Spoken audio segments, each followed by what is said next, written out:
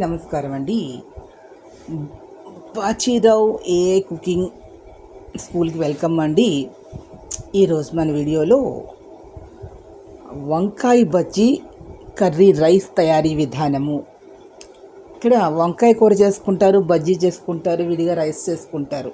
కానీ ఈ వంకాయ బజ్జీ కర్రీ ఇది ఒకటి చేసుకుంటే సరిపోతుంది. ఇంకా దీంతో మనం ఫుల్గా భోజనం చేసేయచ్చు. ఎవరైనా గెస్ట్లు వచ్చినా కూడా ఇది ఒక వెరైటీ ఐటెంలా మనం పెట్టచ్చు. వంకాయ బజ్జీ కర్రీ రైస్.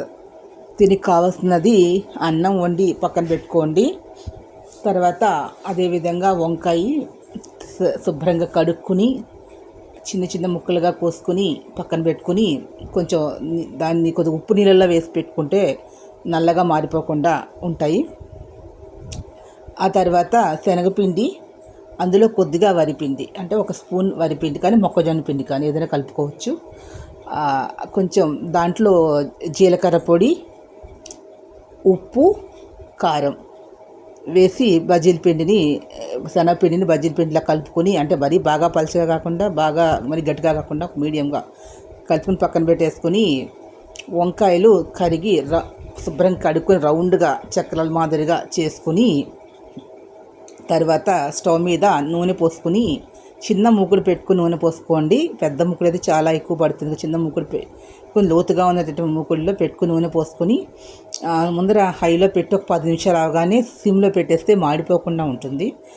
పెట్టిన తర్వాత మనం శనగపిండిలో ముంచి ఒక్కొక్కటి వంకాయలన్నీ కూడా ఒక్కొక్కటి బజ్జీల కింద వేసి తీసి ఒక ఆరిటాకులో వేసి పెట్టుకుని బజ్జీలన్నీ కూడా ఆ తర్వాత మళ్ళీ స్టవ్ మీద మూకుడు పెట్టేసుకున్న తర్వాత ఆ మూకుల్లోనూ కొద్దిగా నూనె వేసి అందులో కొద్దిగా ఆవాలు, లైట్గా ఇంగువ, కరివేపాకు, కొద్దిగా జీలకర్ర, 2-3 పచ్చిమిరపకాయలు సన్నగా తరిగి అందులో వేసి కొంచెం వేగిన తర్వాత మనం ఈ చేసుకున్న బజ్జీలన్నీ కూడా చిన్న చిన్న ముక్కలుగా కట్ చేసుకుని అవి కూడా అందులో వేసేసి ఒక 5 నిమిషాలు అయిన తర్వాత దాంట్లో ఆల్రెడీ ఉప్పు వేసేసాం కాబట్టి పిండిలో ఇంకా దీంట్లో అక్కర్లేదు, వేసుకోవాలనుకుంటే లైట్గా ఒక 1/2 స్పూన్ వేసుకోండి.